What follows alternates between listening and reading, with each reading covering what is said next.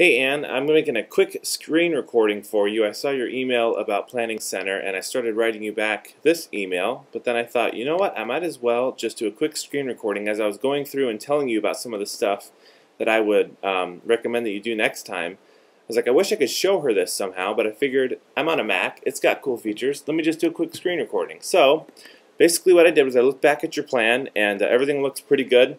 I changed a couple of things in the plan. One of the things I changed was let me reload this page because I just closed a bunch of stuff. Your first song was counted in the time for the plan, which means that like your prelude was technically considered a regular song in the recording. So I changed that, and obviously for some reason now I'm having issues with this. I changed that and put it as a prelude. The way that you do that is you mouse over the song, leading to the cross, click on the pencil, and then when you have the time here, you can call it out as during service, post-service, or after service, or pre-service. So I just clicked pre-service, accept, and now it's not counted in the time. 9:30, which is when the service starts, starts on Marvelous Light instead of leading to the cross, so it's not counted in the time.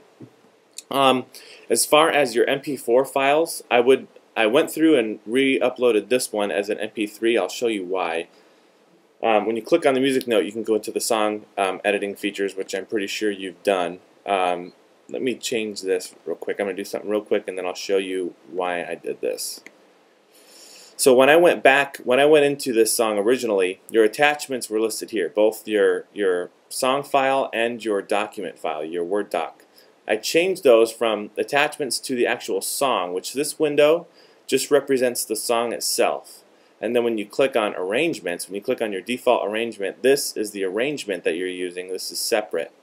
And if you attach files to the song, then you can't transpose anything. You're kind of limited in what you can do. If you attach it to the arrangement, then you can transpose things and be a little bit more fancy with that. Also, you had an MP4 file attached here as the audio file. And I just downloaded that and then re-uploaded it as an MP3 file. The way that I converted it, which I'm sure you're probably familiar with, is in iTunes. If you go to like preferences, it might be different on your computer if it's not a Mac. You can change your import settings to whatever encoder that you want. I always leave mine on MP3, and then that way when I have a song, like if I download a song on iTunes, it'll be like an AAC or MP4 format. I'll just click on that and I'll click create MP3 version, and it'll convert it to an MP3. And you used to not be able to do that with iTunes, but now you can do it. You can convert anything to an MP3. I know I used to have to burn CDs and then re-upload or re-import them as MP3s, but now you can just do it right all in the computer. You don't have to do that. So convert them to MP3s and then upload them. The reason I would do that is because Planning Center can tell what an MP3 is. It can tell that it's an audio file, which gives you a lot more configuration options. You can transpose it right in Planning Center. It also will allow you to stream it online, whereas an MP4 file, I just don't think it realizes what file that is, and you just have to download it to hear it. I don't think you can even stream it. So I changed that to an MP3, and then instead of having it attached to the song file, I would just click on that pencil and have it attached to the arrangement file. And I can also call out here if I want the download to be, it says allow download true or false. True obviously means people can download it. False means they cannot download it. So I'm going to make that false and click accept.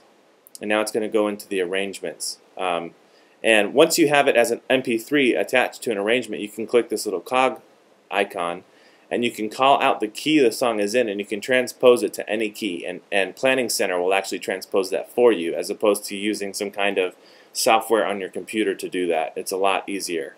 Also, I think this song might technically be in D. They try to make it simple, so I think even though it's in a minor key for the most part, it can also be D. They're very similar. B minor and D are very similar keys, so that's why there's no B minor. I don't think there's any minors called out in here actually. So if it was like in A minor, I think that would usually be C.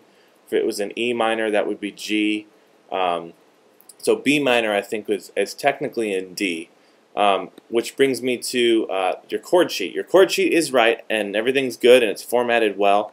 I usually upload these as PDF files. That way, from computer to computer, if they have different versions of Microsoft Word Or like me, I'm on a Mac, so I use Pages, which is not even Microsoft, but it usually comes up pretty clean. But to avoid any chance of anything getting lost in translation, what I usually do is would copy all of this information off, and then if you look in your arrangement window here, there's an Edit Chord Chart button here. I would click that, call out my original key, which I'm going to say is D, and then paste all of that information here. At first it looks like a big scramble, and actually you can take this stuff out because it'll automatically put the title and the artist right there. It'll look like a big scramble depending on what your original file looked like, and you may have to go in and mess with formatting and spacing. But the reason that I would do this is it keeps all of the chord sheets uniform. They all look exactly the same. When you download them, they're PDFs, so they can't be changed or altered in any way. And once you put it in as your original key, once you put it in as say the song's in D and accept it, we'll just say we already finished the formatting even though we haven't. I can go back here, and if I add another key, like say I add A, we'll just put the song in A, then when I put the song in, you can see that it automatically created another chord chart in A. So if I change the key on this ever, I don't have to go back and redo my chord chart or download a new one or change everything. This Planning Center automatically does it. So it's pretty cool. So right now we don't have to worry about that. Don't worry about it at all. I'm actually going to go in here, but I'll show you when you download it. It just automatically comes up as a PDF. But don't worry about doing that right now. I'm not going to worry about it. I think everybody has access to the song, and I don't think it's a big deal. So I'm actually going to go in here and delete this. So those would be my points. Everything that you attach, always attach it to an arrangement. Music as an MP3, and then you can go in here and click this little cog. Here's the MP3 file that's attached to the arrangement file. You can click this little cog, and you can change the key. It'll transpose it right here. So if we said it was in D, which technically it's probably in D, we wanted to transpose it to whatever, it's only allowing me B minor because that's the only key that we've called out so far.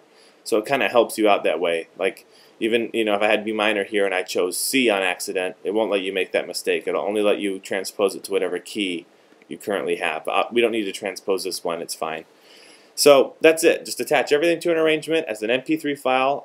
Try to turn your doc files into these edit chord chart files here, or you can just upload a PDF. But if you use this window and this format, then you can transpose it in the future. Other than that, I think everything looked pretty good. We're a little bit over on time on the timing of the plan, but that's okay. I'm going to show it to Patrick, and I'm sure it'll probably be okay. I'm assuming this 15-minute video testimony is going to be shorter. The one from last week was like 8 minutes, so we'll probably save about at least 6 minutes on that.